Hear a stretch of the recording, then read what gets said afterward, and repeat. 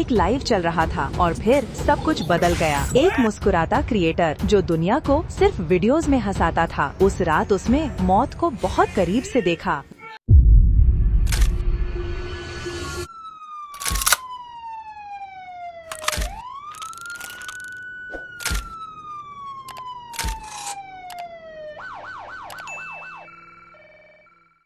London के एक घर में लाइव स्ट्रीम के बीच अचानक चीखें, ठोकरें और डर। ये कोई फिल्म नहीं थी, ये असली जिंदगी थी और इसके पीछे थी वो दुश्मनी जो इंटरनेट पर शुरू हुई थी। लाहौर का लड़का, सादा परिवार लेकिन बड़ा सपना। रजब भट्ट, वो नाम जिसने टिकटॉक और यूट्यूब पर अपनी फैमिली से करोड़ों दिल जीत लिए। कॉमेडी, व्लॉग्स और रिलेटेबल लाइफस्टाइल, यही थी उसकी पहचान। शादी ईमान फातिमा से हुई और उनकी जोड़ी ने सोशल मीडिया पर एक ड्रीम फैमिली इमेज बना दी। लेकिन जहां शोहरत होती है वहीं से शुरू होती है नफरत। 2025 की शुरुआत में कानूनी परेशानियां बढ़ीं और रजब पाकिस्तान छोड़कर यूनाइटेड किंगडम चला गया, पर उसे नहीं पता था कि दुश्मनी साथ चली आएगी। दूसरी तरफ था शहजाद भट्टी 333, एक नाम जो सोशल मीडिया से ज्यादा सड़कों पर गूंजता है। उसके वीडियो में न म्यूजिक था न मस्ती, बस गुस्सा, रौब और किंगपिन स्टाइल। भट्टी अपने आप को कम्युनिटी लीडर कहता है, लेकिन असल में उसके आसपास का माहौल था धमकियों, झगड़ों और गुटबाजी का। कई बार उसका नाम आया एक्सटॉर्शन और फायरिंग केसों में। और फिर ये दोनों मिले, न किसी कैफे में न किसी इवेंट में, मिले कमेंट सेक्शन में। जुलाई 2025 एक झगड़ा शुरू हुआ। लीक्ड वीडियोस, गालियां और लाइव में दी गई धमकियां। रजब ने भट्टी पर ब्लैकमेलिंग का इल्जाम लगाया। भट्टी ने जवाब में कहा,